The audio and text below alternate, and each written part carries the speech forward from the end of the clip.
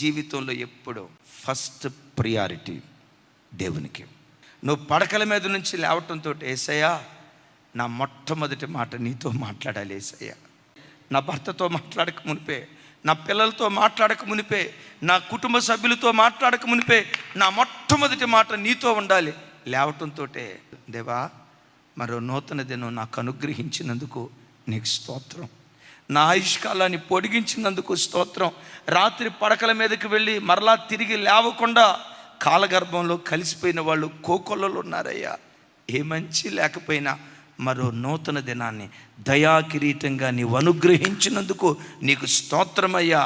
నీ నాలుక మొట్టమొదట ఆయన నామ సంకీర్తన చేయాలి.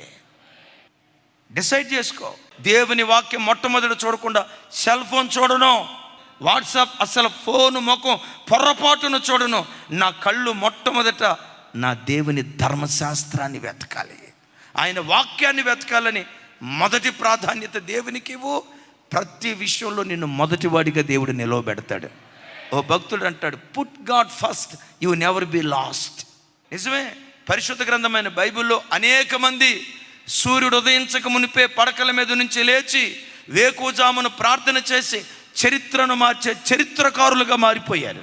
దైవజనుడైన మోషే వేకువజామును లేచి ప్రార్థించేవాడు. 430 సంవత్సరాల ఇశ్రాయేలీయుల చరిత్రలో ఏ ఇశ్రాయేలుడు చేయలేని ఒక సాహసోపేతమైన కార్యం మోషే చేయటానికి కారణం ఏంటో తెలుసా? వేకువజాము ప్రార్థన. వారసత్వంగా పొందుకున్నాడు మోషే దగ్గర నుంచి నాయకత్వం. యెహోషువ కృప ఏంటో తెలుసా? తన గురువు గారు లాగే వేకువనే లేచి ప్రార్థించేవాడు. ఎంత కృప పొందుకున్నాడంటే మోషే చేసిన పరిచర్య కంటే రెట్టింపు మహిమ కలిగిన పరిచర్య చేశాడు. మోషే నాయకత్వం కనాను దాకే తీసుకొచ్చింది, యెహోషువ నాయకత్వం కనానులోనికి తీసుకొని వచ్చింది. ఆ వంశ పరంపరలో పుట్టినవాడే దావీదు. వేకువజాం ప్రార్థన అంటంతో దావీదు ఎలా ప్రార్థన చేసేవాడు తెలుసా? తూతూ మంత్రంగా ప్రార్థన చేసేవాడు కాదు. ప్రతిరోజు అరుణోదయ దినాన్ని లేచి ప్రార్థించేటప్పుడు సితారా తీసుకొని సితారా కొడతా, వాయిద్యం వాయిస్తా, పాట పాడుతూ ఉండేవాడు. చరిత్ర మార్చే చరిత్రకారుడిగా మార్చబడ్డాడు. హిజ్కియా వేకువజామును లేచేవాడు, యెహోషాపాతు వేకువజామును లేచేవాడు. వీటన్నిటికి మించి మన ఆరాధ్య దైవం, మన గురువు, మన నాయకుడు, మన మార్గదర్శి యేసుక్రీస్తు వారు ఇంకనూ చీకటి ఉండగానే పెందల కడనే లేచి ఒలీవ కొండకు వెళ్ళి ఏకాంతంగా ప్రార్థన చేశాడు.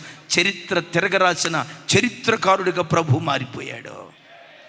నేటికి చరిత్రను రెండుగా విభజించిన ఏకైక శక పురుషుడు ఆరాధ్య దైవం ప్రభు అయిన యేసుక్రీస్తు.